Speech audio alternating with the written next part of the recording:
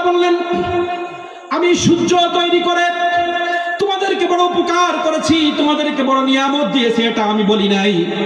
কারণ সূর্য গবেষণা করে তোমরা নাস্তিক হয়ে যেতে পারো, আমি বড় বৈজ্ঞানিক হয়ে গেছি, সূর্য গবেষণা করে ফেলেছি। আমি চন্দ্রের আলো দিয়ে তোমাদেরকে বলি না আমি বড় অনুগ্রহ করেছি।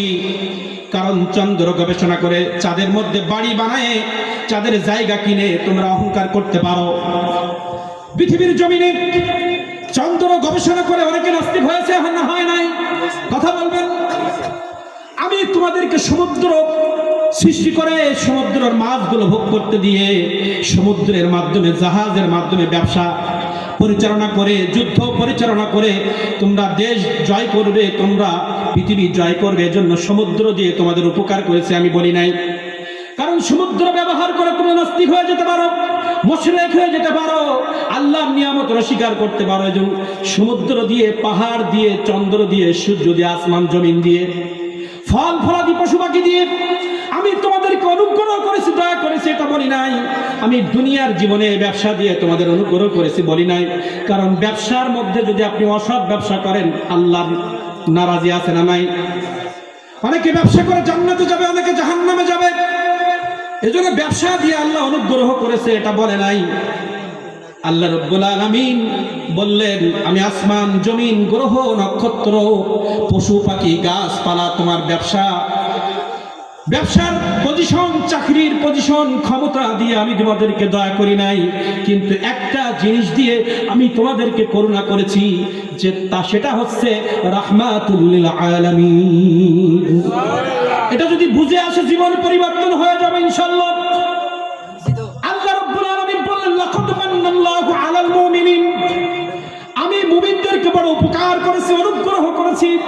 ইজ বাআসা ফীহিম রাসূলা, আমি তোমাদের রাসূলাম মিন আনফুসিহিম, আমি তোমাদের মধ্য থেকে তোমাদের কাছে একজন নবী রাহমাতুল লিল আলামিন, এই নবীকে পাঠিয়ে আমি তোমাদের বড় উপকার করেছি। খুব খেয়াল করে শুনবেন, নবীকে দিয়ে আল্লাহ উপকার করেছে কেন বললেন? আপনি নবীকে চিনেন না, নবীর আদর্শ সম্পর্কে জানেন না, নবী কারীম সাল্লাল্লাহু আলাইহি ওয়াসাল্লাম যে কোরআন মাজিদ রেখে গেছে সেটা সম্পর্কে জানেন না, আপনি ইসলাম সম্পর্কে কোনো খোঁজ খবর রাখেন না, আহলে বায়েতদেরকে কিভাবে ইজ্জত করতে হয় সেটা আপনি জানেন না। খুব খেয়াল করে শুনবেন, দুনিয়াদারি করতেছেন আপনি। নবী কারীম সাল্লাল্লাহু আলাইহি ওয়াসাল্লামের আদর্শ বাদ দিয়ে, ইসলাম বাদ দিয়ে, কোরআন মাজিদ বাদ দিয়ে, আহলে বায়েতদের অনুসরণ বাদ দিয়ে, আল্লাহর ওলিদের সোহবত বাদ দিয়ে, হক্কানি উলামায়ে কেরামের মহব্বত বাদ দিয়ে আপনার ইচ্ছা মতো যদি আপনি ব্যবসা করেন, জাহান্নাম আছে না নাই? আপনি ইসলাম বাদ দিয়ে, নবী বাদ দিয়ে চাঁদ গবেষণা করে, জাহান্নাম আছে না নাই? এজন্য পৃথিবীর কোন সম্পদ দিয়ে আল্লাহ আপনাকে আমাকে উপকার করেছে এটা বলে নাই। কিন্তু নবী মুহাম্মদুর রাসূলুল্লাহকে দিয়ে উপকার করেছে। কেন বলেছেন জানেন? নবী মুহাম্মদুর রাসূলুল্লাহকে যে মেনে নিবে, নবী মুহাম্মদুর রাসূলুল্লাহ পৃথিবীর সবথেকে দামি সম্পদ। নবী মুহাম্মদুর মতো এত দামি সম্পদ আমি পৃথিবীতে সৃষ্টি করি নাই। নবী মুহাম্মদুর রাসূলুল্লাহর মতো এত দামি জিনিস আমি পৃথিবী সৃষ্টি করার আগেও সৃষ্টি করি নাই, প্রথমেই সৃষ্টি করেছি। আর নবী মুহাম্মদুর রাসূলুল্লাহ নূর মোবারক দিয়ে সবকিছু সৃষ্টি করেছি। নবী মুহাম্মদ ছাড়া পৃথিবীর জমিনে আর কোনো দামি জিনিস না। এই সম্পর্কে কিছু কথা বলবো। তাহলে আমার নবীকে উপকার করলেন কেন বলেন আল্লাহ? আপনি নবী মুহাম্মদ রাসূলুল্লাহর হাতে, মানে নবী তো এখন নাই, হক্কানি আল্লাহর ওলি। তিনটা জিনিস যার মধ্যে আছে মনে করবেন তিনি নবীওয়ালা লোক, তার কাছে গিয়ে বয়াত গ্রহণ করলে আপনি নবীর হাতে বয়াত গ্রহণ হবে। নবী মুহাম্মদুর রাসূলুল্লাহর কাছে যখন আপনি আসবেন, আপনি জামাত ত্যাগ করতে পারবেন? বলেন।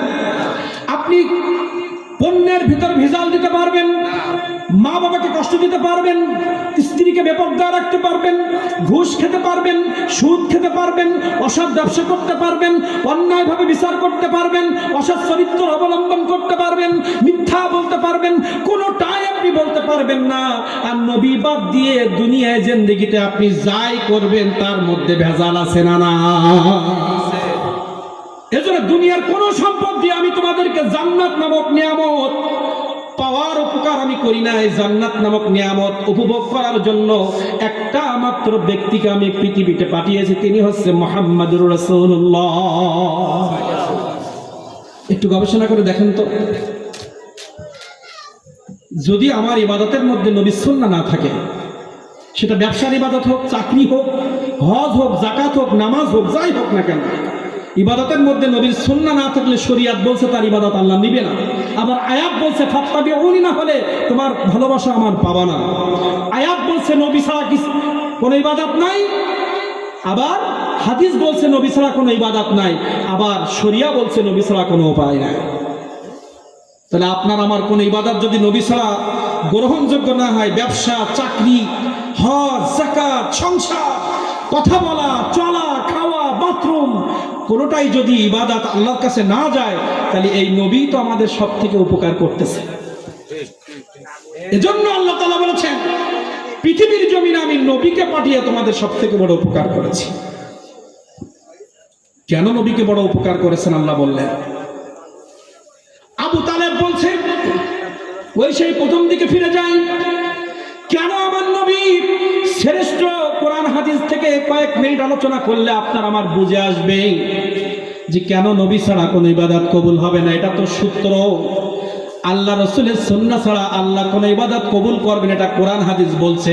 এবার বাস্তবতা মিলান। আমার নবী করিম সাল্লাল্লাহু আলাইহি সাল্লামের জন্মের আগ থেকে শুরু করে, জন্ম থেকে শুরু করে ইন্তেকালের আগ পর্যন্ত এই 63 বছর জীবনের কিছু কিছু কথা আমি বলবো, যেটা সহিহ হাদিস দ্বারা সাবেত। এই কথাগুলো শুনলে আমরা বুঝবো কেন আমার নবী সব থেকে দামি। আবু তালেব বর্ণনা করছে, হে নবী মুহাম্মদুর রাসূলুল্লাহ, তোমার সম্পর্কে আমি অনেক কথা জানি। কি জানেন চাচা? আমি তোমার মায়ের কাছ থেকে শুনেছি, তুমি যেদিন থেকে তোমার মায়ের গর্ভের মধ্যে এসেছ আর দুনিয়া আসার আগ পর্যন্ত তোমার মা কোনোদিন একটা ব্যথা অনুভব করে নাই, অন্য মায়ের থেকে আলাদা। নবী শান বলছে, তোমার মা আমাকে বলেছে, আমার সন্তান মুহাম্মদুর রাসূলুল্লাহ যেদিনকে দুনিয়ার মধ্যে এসেছে আমি কোনো কিছু টের পাই নাই। সিজার, আমাদের যে সন্তানগুলোকে সিজার করা হয় যেখানে, সেখান থেকে আমার নবী দুনিয়া আসছে।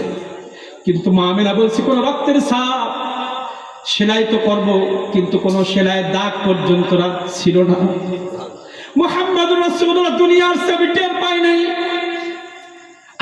আবু তালেব বলছে, আমি তোমার সম্পর্কে অনেক কিছু জানি, কিছু তোমার মায়ের কাছ থেকে শুনেছি, কিছু আমার চোখের মধ্যে আমি দেখেছি।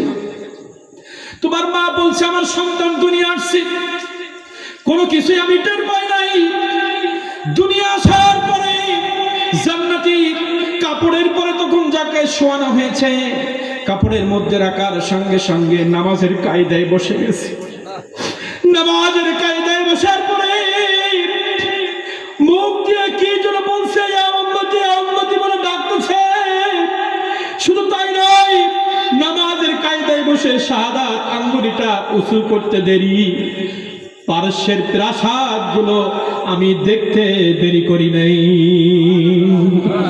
সমুদ্র ঘর, শুধু তাই নয়, সমগ্র মক্কার জমিন নয়, পারস্য পর্যন্ত আমার নবীর নূরে নূরান্বিত হয়ে গেছে।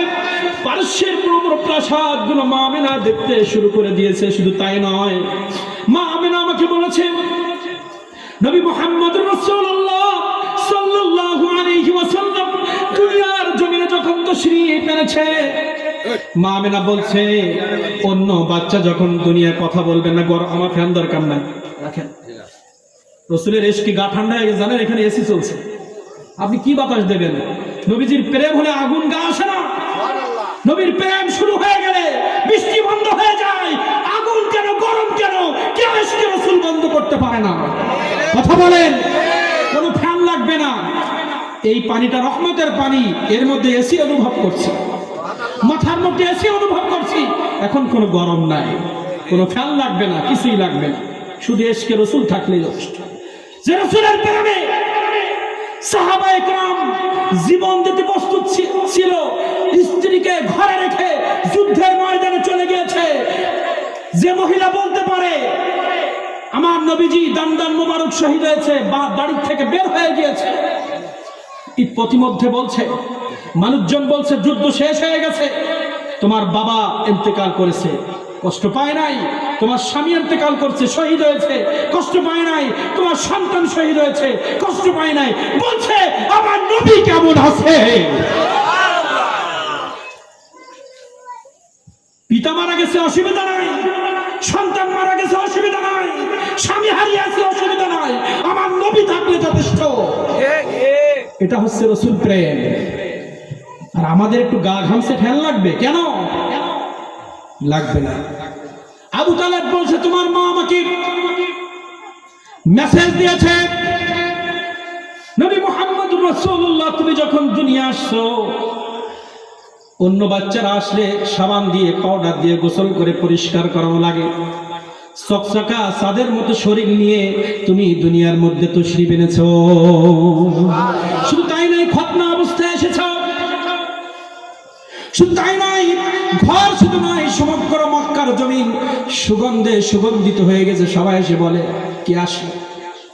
শুধু জন্মের পরে সুগন্ধ তাই নয়, মা আমিনার রেহেমের মধ্যে আমার নবীজি যেদিনকে আসছে, এতদিন কুয়ার মধ্যে পানি আনতে গিয়েছে, বালতি কুয়ার নিচে দিয়ে পানি উঠাতে হতো। আমার নবী যেদিনকে মুহাম্মদুর রাসূলুল্লাহ সাল্লাল্লাহু আলাইহি সাল্লাম মায়ের এমে আসছে, কুয়ার পাশে যাইতে দেরি, কুয়ার পানি উপরে উঠতে দেরি করে নাই, কুয়ার পানি উঠতে দেরি করে নাই। যতদিন নবী মুহাম্মদুর রাসূলুল্লাহ মা আমিনার কোলে ছিল, আগে তো মা আমিনা সিরিয়ালে পিছনে থাকতো, আর যেদিনকে দেখলো মা আমেনা আসার পরে পানি অটোমেটিক উপরে ওঠে, মক্কার যুবতী সমস্ত মা বোনরা বলতো আমেনা আসছে জাগা করে দাও, এতক্ষণ পানি নিচে, আমেনা আসলে পানি উপরে উঠবে, আমরা সহজে পানি নিতে পারবো। শুধু তাই নয়, সুবে সাদেকের সময় তুমি দুনিয়া অনেক ঘটনা সংক্ষেপে কিছু বলছি, কেন আমরা নবী নবী করব? নবীর আদর্শের বাইরে চলার একটা মুহূর্ত সুযোগ নাই।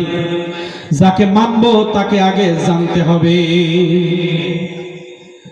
যাকে আপনি অনুসরণ করবেন তার মহব্বত না থাকলে, এই জন্য ফাত্তাবিউনির তাফসীর অনেক মুফাসসির করে, তারা কিভাবে করে জানে না, শুধু নবীর ইত্তেবা ভালোবাসার করা অ্যাভয়েড করে। আমি আপনার কাছে প্রশ্ন করলাম, আপনাদের কাছে প্রশ্ন করলাম, আপনার বাবাকে যদি আপনি শ্রদ্ধা না করেন, বাবার কথা ভালো লাগবে? বাবা মিথ্যাবাদী হয়, প্রতিবেশী চাচা যদি অবৈধ কাজের সাথে জড়িত থাকে, তার কথা ভালো লাগবে? ভালো লাগবে? আপনি আমার প্রতি যদি আপনার মহব্বত থাকে, আমি এখান থেকে ডাক দিলে আপনারা চলে আসবেন, কিন্তু মহব্বত না থাকলে আমি যাই বলবো আপনারা মানবেন না। স্ত্রীর প্রতি যদি আপনার মহব্বত থাকে, স্ত্রী অসুস্থ হলে ডাক্তারের কাছে নিয়ে যেতে আপনাকে গড়িমসি লাগবে না, কিন্তু স্ত্রীর প্রতি মহব্বত নাই বলে স্ত্রীর ডাক্তারের কাছে নিতে 1 বছর সময় লাগে। রোগ হয়েছে 1 বছর পরে স্ত্রীকে নেই, কারণ মহব্বত তো নাই। মা অসুস্থ, ওষুধ লাগবে, 1 বছর 1 মাস পরে ওষুধ কিনি, কারণ মহব্বত তো নাই। এজন্য নবীর মহব্বত আগে দরকার, মহব্বত থাকলে ইত্তেবা সহজ হয়। বলছে সুবে সাদিকের সময় যখন তুমি দুনিয়া এসেছ, সকাল হতে রোদ্রে, মক্কা রোদ্রে, সমস্ত মক্কা রোদের আলোয় আলোকিত হয়েছে। এই রোদের মধ্যে তোমাকে বাহির করা হয় নাই। যখন রোদ্র কমে গেছে, মাগরিবের সময় কাছাকাছি, ঘর থেকে যখন বাইর করে তোমাকে মক্কা ঘরের বাইরে রাখা হলো, আমি আবু তালেব দেখেছি, যখনই তোমাকে রাখা হয়েছে তুমি আসমানের দিকে তাকিয়ে মুস্কে হাসো।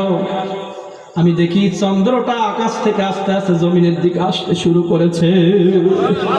আমি ভয় পেয়ে গিয়েছিলাম। এটা আমি তোমার সম্পর্কে অনেক কিছু জানি, বলছিলাম না একটু আগে, মা আমিনার কাছ থেকে কিছু জেনেছি, আর আমার চোখে যেটা দেখেছি তোমাকে বলছি। আকাশের চাঁদটা আস্তে আস্তে জমিনের দিকে আসতেছে। আমি মনে করলাম চাঁদ যদি জমিনে আসে আমরা ধ্বংস হয়ে যাব, ভয় পেয়ে গিয়েছিলাম। হঠাৎ করে তোমার কাছাকাছি যখন আসলো, স্টপ হয়ে গেল। আমি তালেব নিজের চোখে দেখেছি তুমি চাঁদের দিকে তাকিয়ে মিসকি মিসকি হাসতেছো, আর আঙুল দিয়ে যেমন আঙুল এভাবে এভাবে নাড়াচ্ছ, তোমার আঙুল যেদিকে যায় চাঁদ সেদিকে যায়, বা দিকে গেলে বা দিকে যায়, ডান দিকে গেলে ডান দিকে যায়, তোমার সাথে যেন চাঁদ খেলা করতেছে। আবু তালেব তিনি আমার নবীকে কাফের বেঈমান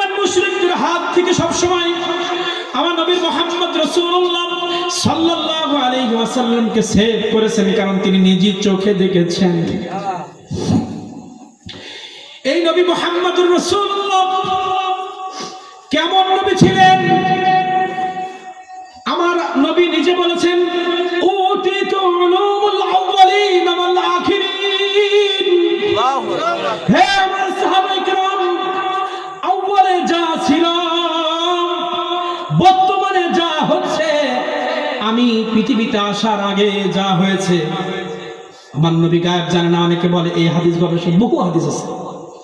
আল্লাহ তাআলা বললেন উতিতু উলুমুল আউয়ালিন, নিজে বলছেন আউয়ালে যা কিছু রয়েছে, ওয়াল আখিরিন, পরবর্তীতে কিয়ামত পর্যন্ত পৃথিবীতে যা কিছু হবে সব খবর আমি আল্লাহ রাসূল রাখি। সুবহানাল্লাহ। হে মুসলমান, তোমরা শুনে রাখো, আপনারা জেনে রাখেন, আমার নবীর মতো নবী পৃথিবীতে নাই। আমার নবীর মতো সৃষ্টি আল্লাহ করে নাই। আসমানের জন্য নবী আমার, আসমানের জন্য নবী, সূর্যের জন্য নবী, পাহাড়ের জন্য সমুদ্রের নবী আমার নবী, পশু পাখির নবী আমার নবী, কীট পতঙ্গের নবী আমার নবী, আপনার আমার নবী আমার নবী, আদম আলাইহিস সালাম থেকে ঈসা আলাইহিস সালাম পর্যন্ত প্রত্যেক নবীর জন্য রহমত আমার নবী। আল্লাহ রাব্বুল আলামিন বললেন আলহামদুলিল্লাহি রাব্বিল আলামিন। যেখানেই আমার সৃষ্টি যা কিছু আছে, আসমান থেকে জমিন, আসমানের ভিতরে জমিনের নিচে, হাতের মধ্যে জীবাণু, তাদের রব আল্লাহ। যেখানে সৃষ্টি সেখানে রববিয়াত আমি আল্লাহ আমার। যত 18,000 মাখলুকাত আমি সৃষ্টি করেছি, প্রত্যেকটা মাখলুকাতের রব আমি আল্লাহ। আর প্রত্যেকটা সৃষ্টির জন্য রহমত আমার নবী মুহাম্মদুর রাসূলুল্লাহ। আলহামদুলিল্লাহি রাব্বিল আলামিন। এখানে আলামিন মানে সবকিছুর রব, ওখানে রহমাতুল লিল আলামিন মানে যেখানে আমার রববিয়াত সেখানে আমার নবীর রহমত। সূর্য আলো দিবে না রবি ছাড়া। আজকে এত দুর্যোগ কেন, বিপদ কেন? নবীর রহমত আমরা নিতে পারি নাই, এজন্য সূর্য কথা শুনছে না। শীতকালে অতি শীত, কারণ শীত তো ঠান্ডা দেবে, আমাদের আরামদায়ক ঠান্ডা দিবে আমার নবীর কারণে। নবীর সুন্নাত নাই, শীত বলে আমি একটু বেশি শীত দিয়ে তোদের মারবো। বন্যা এত বেশি কেন? বন্যার কাছে প্রশ্ন করেন, পানির কাছে প্রশ্ন করেন, পানি উত্তর দিবে যে পানি রহমত আমার নবীর কারণে। নবীর সুন্নাত তোমরা ভুলে গেছো, আমি পানি আর কিভাবে তোমাদের বরকত দিব? তোমার বডির ভিতরে আমার নবীর সুন্নাত নাই, দাড়ি নবী নবী বলে। আপনি যখন নবীর সুন্নাত করবেন, ওই সুন্নাত আপনার জন্য আল্লাহর কাছে দরখাস্ত জানাবে কিয়ামতের মাঠে। কারণ দাড়ি কার কথা বলে? নবীর কথা বলে। সত্য কথা কার কথা বলে? নবীর কথা বলে। মা বোন, আপনারা যদি বোরকা পরেন, পর্দা করেন, ওই পর্দা আপনার জিকির করবে, ওকে মাফ করো, ওকে মাফ করো। কারণ নবীর সুন্নাহ যেখানে ঢুকবে, রহমত দ্বারা ভরপুর হয়ে যাবে। কেউ আমাদের কথা শুনছে না।